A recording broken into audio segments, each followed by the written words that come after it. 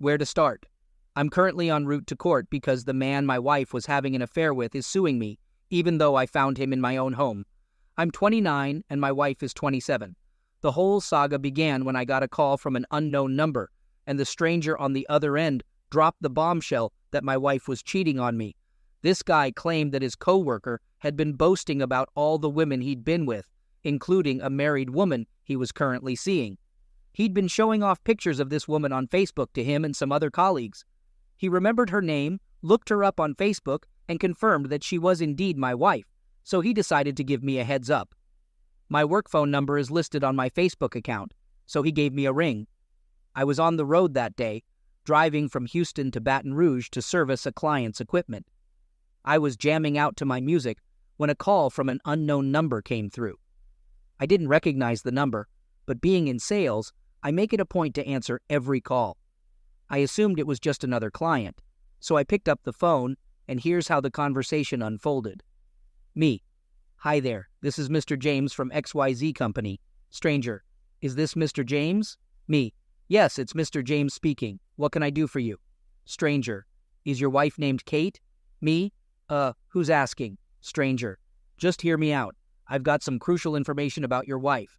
Either you confirm she's your wife, or I'll end the call." Me: All right. "Yes, Kate is my wife." Stranger: "I need to tell you something about your wife. Whether you believe it or not, she's having an affair with a guy I work with, and he's been boasting about it over lunch, even showing off pictures of your wife." Me: I fell silent in shock. Stranger: Hello, are you still there?" Me: Yes, I'm here. Continue, please." Stranger: "There's this co-worker of mine, a guy I can't stand.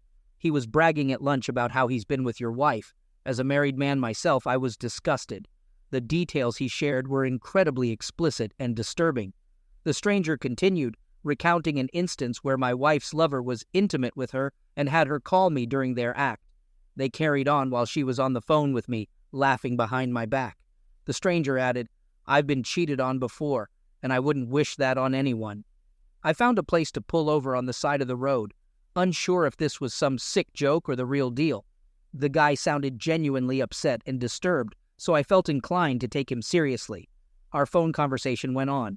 Me: "How can I be sure you're not pulling my leg?" Stranger: "Well, your wife hits up Planet Fitness for workouts early in the morning and again in the evening, right?" Me: "Yeah, that's true." Stranger: "And she drives a blue station wagon, correct?" Me: "Yeah, she does. What's your name, by the way?" I'd like to know who I'm thanking for this eye-opening info. Stranger: "No need to know my name. Actually, you can thank me by keeping quiet about how you got this info. I could end up in hot water. I just thought you deserved to know. That's all." Before I could get another word in, the guy hung up. The number was blocked, so I couldn't ring him back. I sat in my car, taking deep breaths, trying to process the bombshell this mystery man had just dropped. He claimed my wife was messing around with a colleague, and he knew details about her gym schedule. He even mentioned something bizarre about my wife calling me while she was in the throes of passion with her lover.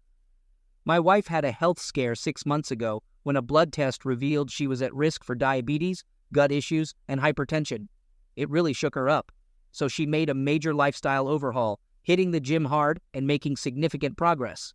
She's shed 57 pounds in 6 months and now loves flaunting her new figure on social media. I work as a traveling field technician, covering parts of the southern half of the United States. So, I'm on the road 3 days a week.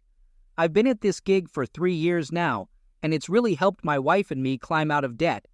We're grateful that my folks handed over their house to us when they moved into a retirement community. The house is paid off, so we're living rent-free, just covering utilities. My work schedule hasn't been the best for our relationship, but we've made sacrifices given the financial stability my job brings. I was planning to quit in a year, so I could stick around more and start a family with my wife. We've been hitched for 6 years. No kids yet, but planning to start trying now that she's got her weight in check. But let's circle back to that call from the stranger about my wife's supposed affair. I didn't know what to do. Part of me wanted to write it off as a prank and move on with my day. But something he said really got to me, about my wife calling me while she was with her lover. I've had a few odd calls from my wife on several occasions. She'd ring me up when she knew I was on the road and start chatting about random stuff. I was naive enough to think she was just missing me. When I'd ask why she was panting, she'd say she just hopped off the treadmill, which in hindsight was odd, because those weren't her usual workout times. She never used to call me when I was on the road, and suddenly she's dialing me up to chat about nothing in particular. Being the attentive husband that I am, I'd always pick up, thinking she just wanted to hear my voice or that something urgent had come up. But then she'd just start rambling about this and that. After that call from the stranger, I decided to keep driving to my client's site. I had a few hours to get there, so I had plenty of time to sort through my thoughts. Given the recent revelations, which are starting to add up, I was 95% sure the stranger's story was legit. He mentioned what I now realize was a degrading call from my wife, orchestrated by her lover. I didn't call my wife to confront her about the affair after wrapping up my work at the client's facility. I checked into a hotel, as I usually do, since I couldn't drive back until the next day. In the evening, my wife rang me up, asking if I was coming home or staying at the hotel that night. Just a day ago, I would have thought she was calling to check in on me. Now I suspected she was calling to see if her lover could spend the night at our house. I was furious and couldn't hide it. I snapped at her that I'd already told her I was staying at the hotel, even though I hadn't. She seemed taken aback by my anger and asked if everything was all right. My wife is the kind of person who's extremely sensitive and will resort to tears to get her way. So she started sobbing, claiming I was being harsh with her for no apparent reason. Normally I'd apologize and that would be the end of it. But this time, I abruptly ended the call. She tried calling back, but I didn't pick up. That evening, I shot an email to my boss, requesting a couple of days off due to a family emergency. I didn't expect a response until the next day. Before hitting the sack that night, I checked my email and found a message from an anonymous account.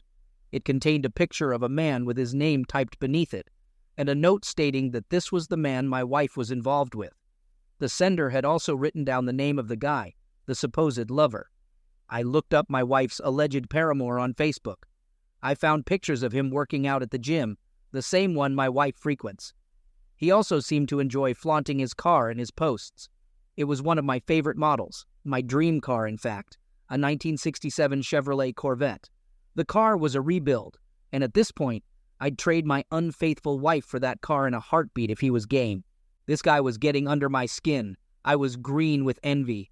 So, this was the kind of man my wife was after. He was more muscular and handsome than me. He was driving my dream car. And now, possibly, he was sleeping with the woman of my dreams. You could tell from his incessant car bragging that he was a total gym junkie who probably blew all his savings on a car to impress girls. Well, it seemed to be working for him.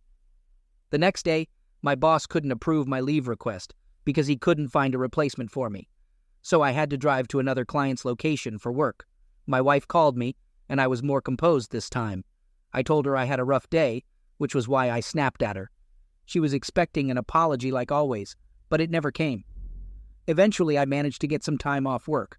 I returned home and told my wife that I'd be hitting the road again for work. To cut a long story short, I rented a car so my wife wouldn't recognize it, and I tailed her to the gym in the morning. As she left the house, I trailed her discreetly. Her workout buddy turned out to be her lover, and I spotted her through the gym's glass window leaving with him. Then in the evening, thinking I was out of town, she invited him over to our house. This guy had the audacity to pull up in his '67 Chevy Corvette and park in my driveway as if he owned the joint. I toyed with the idea of storming in and catching them red-handed, but a more satisfying plan hatched in my mind. This arrogant jerk parked in my driveway as if he was the king of the castle. So, I decided to wreck his precious car. I swung a U-turn and headed to the nearby Walmart. I picked up a metal baseball bat and a kitchen knife. I returned, hoping his car was still parked in my driveway. Sure enough, he was planning on staying the night. As dawn was breaking, I started slashing his tires and wrecking his wheels. I smashed both headlights and taillights. I shattered the driver's and passenger side windows, both mirrors and the windshield. I then went to town on the driver's side door and the hood with my baseball bat. I was in the middle of trashing his trunk when he finally emerged from my house, where he'd likely been sleeping with my wife, to confront me. He must have heard the cacophony of his car being destroyed by my metal bat. He tried to take a swing at me, but I brandished the baseball bat, and he scampered back to my front porch. He picked up some rocks from the porch and started throwing them at me. That's when I noticed my wife had come outside and was screaming, while the neighbors had gathered to watch the impromptu demolition derby. One of the rocks the guy was hurling connected with me, and I bolted, taking cover behind a car parked on the street. He tried to make a getaway in his car, but the driver's side door was a total wreck and wouldn't budge. His once pristine '67 Chevy Corvette now looked like it belonged in a scrapyard, used for target practice. He eventually clambered in through the roof and tried to get the engine to turn over. As I emerged from my hiding spot, baseball bat in hand, ready to finish what I'd started, I didn't aim for him. I had no intention of destroying anyone, especially not over her. I was focused on wrecking his car, not causing him physical harm. The scene was pure pandemonium. My wife was sobbing, neighbors were gathering, and I was back to demolishing his car, even with him inside. Next thing I knew, he was on me, throwing punches. He was a lot bigger than me, so he had the upper hand. Suddenly the cops showed up and pulled him off me. He was cuffed and put in the back of a police cruiser. The police separated me and my wife to take our statements. I told them he was an intruder, and I was just trying to protect my wife. As I said this, I glanced at my wife. She looked puzzled at first, but then she backed up my story. The cops were clearly baffled by the whole situation. They could tell there was more to the story, but when they arrived, they saw him on top of me, attacking me, landing punches. So, there I was, in front of my own house, and he was the outsider, the one causing trouble. So, it's no surprise he was the one arrested and charged. He was the only one who didn't belong there. He was taken to the police station and released after 4 days. By then, the police had already towed his once gorgeous '67 Chevy Corvette to the scrapyard as potential evidence. When we got back inside the house, my wife had practically lost her voice from all the screaming and crying. In a hoarse whisper, she apologized, saying she was sorry and that it was a mistake. I told her to save her breath because we were heading for a divorce. I rang up my folks and filled them in on what had happened and that a divorce was on the horizon. But my parents tried to persuade me to work things out, especially since my mom was really close to my wife. I tried to explain what she had done, but they seemed to think therapy was the answer. My mom always said my wife reminded her of my younger sister who had passed away, and she had come to see my wife as her own daughter. I won't go into detail about how the affair strained my relationship with my mom and dad. My dad just didn't have the guts to stand up for me, or even for his own dignity. He sided with my wife because of my mom. To this day, I haven't had a word with my parents because they kept siding with her and wanted us to patch things up. I moved out of my parents' house since my wife wouldn't budge. Anyway, this week I got an email from the guy who spilled the beans about the affair. He told me that the other man got what was coming to him, and because he was a no-show at work for 3 days while he was in jail, he got fired. Apparently, pictures of his wrecked car were all over Facebook, and our story made the news. His co-workers were tagging him on Facebook with pictures of his ruined car just to rub it in. To top it all off, he served me papers yesterday, suing me for $90,000 for property damage, plus an extra $50,000 for job loss. I'll be getting a lawyer tomorrow, and I'm pretty sure I can countersue him for something too. Hopefully, if I get a chance, I'll keep you posted. As you can imagine, my life is a whirlwind right now, trying to juggle a looming divorce, living situation, stubborn parents, and a spiteful affair partner. When I first met Ava, she was the epitome of sweetness. I'd been head over heels for her for quite some time, but I was too chicken to make a move. When I finally did, it was like magic. Ava and I just clicked. Our chats were like a slice of heaven. She was the woman of my dreams, but I was a bit of a wallflower around the ladies. My buddy Joe knew how smitten I was with Ava. I couldn't shut up about her whenever we hung out. So he gave me a pep talk, told me to keep being the good guy I am, and Ava would fall for me in no time. And boy, was he right. As I started spending more time with Ava, taking her out on dates, catching a movie together, our connection deepened. When I finally popped the question, asking her to be my girlfriend, she couldn't resist.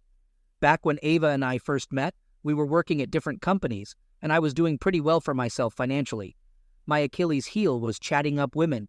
But once Ava became my girl, that worry was history. We were an item for 2 years, and I made it my mission to make her the happiest woman on the planet during that time. I did all this because I was head over heels in love with her, and just seeing her smile made my day. Also, before I popped the big question to Ava, she'd always mentioned that she wasn't into those public, flashy proposals with friends around or a big party. So I kept that in mind and invited her on a vacation to propose. During our 4-day getaway, I popped the question and she gave me a resounding yes. As soon as we got back home, we dove headfirst into planning our wedding. We tied the knot in a beautiful church ceremony, and everything was just perfect. After the wedding, my best bud Joseph suggested we upgrade to a larger apartment. Given that he'd been my ride or die since we were kids, I took his advice to heart. As luck would have it, we found a place just a few houses down from where he lived. It was perfect, just a 7-minute stroll from his place to ours. I didn't want to lose touch with my best friend just because I was now a married man. Ava was on board with the idea too. After we settled into our new digs, the bond between Joseph, Ava, and me grew even stronger. Joseph was still a bachelor, so he had the freedom to hang out late at our place or chill outside until we were all ready to call it a night. I was thrilled to see Ava warming up to Joseph. She wasn't as standoffish as she used to be. About a year into our marriage, my company had a massive layoff. Luckily, I landed a new job that paid even better. The only snag was that it required a lot of out-of-town travel, which meant less time with Ava and Joseph. But I made it a point to make up for lost time whenever I was in town. Since Ava didn't drive, I found myself in a pickle trying to figure out how to get her to work. We scoured the internet for potential drivers, but Ava wasn't comfortable with any of the candidates. Finally, I suggested Joseph, my best friend, since I trusted him implicitly. Ava thought it was a fantastic idea too. Honestly, I picked Joseph because I believed he could keep an eye on Ava for me when I was away. Little did I know I was setting the stage for a colossal blunder. I was aware that Joseph was a bit of a ladies' man and had a knack for charming women, but I never imagined he could betray me, shatter my trust, and obliterate our 25-year friendship. One Saturday, I came back to town, famished, and decided to swing by Joseph's place for a bite before heading home. I gave him a ring as I was rolling into town, and he mentioned he was whipping up something in the kitchen. That sealed the deal for me to drop by. Plus, I didn't want to head home just yet because Ava had mentioned she was out grocery shopping the last time we spoke. I figured by the time she got home and cooked, I'd be starving. So, stopping at Joseph's seemed like the best move. As we were chowing down, I noticed he was constantly tapping away on his phone. I figured he was probably texting some new girl he was trying to woo, so I didn't bother asking him about it. After we finished eating, Joseph tried to juggle clearing our plates while still clutching his phone. In the process, his phone slipped and hit the floor. As I bent down to pick it up for him, I saw that he'd been chatting with Ava the whole time. There was even a risque photo of her in the bathroom, a towel wrapped around her torso and her legs, freshly waxed, on full display. I was speechless, staring at the phone in disbelief. I didn't need a fortune teller to tell me Joseph and Ava were having an affair. I was shattered. I left his house immediately. When I got home, Ava was in the middle of cooking. I confronted her about Joseph. At first, she denied everything, even asking if I'd bumped my head. But when I told her that Joseph was HIV positive, she dropped the pan she was holding and spun around to face me. Ava asked if I was joking, but I told her Joseph had been living with HIV for quite some time. That's when she broke down and started crying. She confessed that she'd been with Joseph unprotected the night before. I already knew, but I wanted to hear her say it. I berated her for jeopardizing her health and betraying my trust. Then, I kicked her out of the house. We both got tested for HIV, and the results came back negative. But unfortunately for her, a few weeks later, she tested positive for herpes. By then, I was already working on our divorce papers, and we were officially divorced shortly after. I was dumbfounded that despite all I'd done for Joseph and Ava, they chose to betray me in such a way. So, I secured a restraining order against them and warned them to steer clear of me and my home. In the end, Ava and Joseph's relationship didn't last. Joseph was only out for his own satisfaction, while Ava thought she could deceive me and keep their affair under wraps. Eventually, she came crawling back, blaming Joseph for leading her astray. But I wasn't buying any of it. Ultimately, I had to leave the apartment because it was wreaking havoc on my mental health. This all happened a while back, but I'm grateful that I'm slowly healing from the heartbreak. Man, I'm really sorry you had to endure all of this. It must have been a gut punch to discover that the two people you trusted most could betray you so deeply. I'm also glad you took the right steps by cutting them both out of your life. They could have caused you even more harm. The fact that she had the audacity to beg for your forgiveness after shattering your trust and causing you such pain is just ridiculous. Now she's learning the hard way that you can't have your cake and eat it too. Once upon a time, my wife and I were the sweethearts of our high school. We were the couple everyone admired and envied. But our relationship hit a snag when she got mixed up with one of the popular guys I didn't care for. By mixed up, I mean I caught her in a lip lock with the guy right after school. The following year, I headed off to college and didn't see her again for quite some time. One night, I was out celebrating a buddy's upcoming wedding, and lo and behold, Nancy was there. At first, I didn't recognize her. It had been years after all. But when she approached my table and reintroduced herself, all those old feelings from high school came rushing back. She'd finished college and was now working in the same town as me. So, we decided to bury the hatchet that night and rekindle our friendship. I was still stinging from what Nancy had done, but a part of me yearned to have her back in my life. We swapped contact info that night and started reconnecting. From there, we began dating again. As we spent more time together, we crossed into intimate territory, and it became clear that our feelings for each other hadn't faded. I tried to keep my guard up, though, because I didn't want her to take me for granted again. But when she admitted that she still had feelings for me, we decided to make it official and rekindle our romance. We were an item for nearly a year before we tied the knot. Many of our high school buddies were taken aback by our reunion, but they made sure to show up for the wedding. The celebration was a blast, and the highlight was catching up with old friends we hadn't seen in ages. Nancy was quite the social butterfly and a total social media junkie. She earned her keep by promoting brands, reviewing products, and a whole lot more. So, besides her day job, she was raking in the dough online. In fact, she was out-earning me. But that didn't bother me, and it certainly didn't stop me from fulfilling my duties as a husband. I took care of the household expenses, spoiled her with gifts, and even bought her a car. We agreed to hold off on having kids for the first couple of years of our marriage.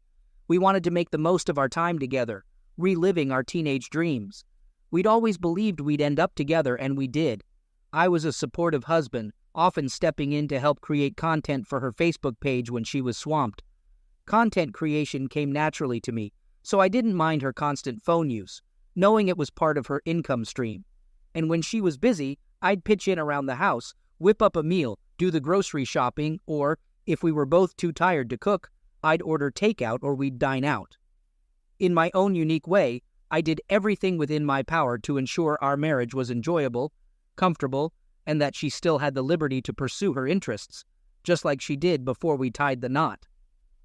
As I juggled my professional and marital life to keep Nancy content, I was oblivious to the fact that she was having an affair with another social media influencer she'd met on Facebook.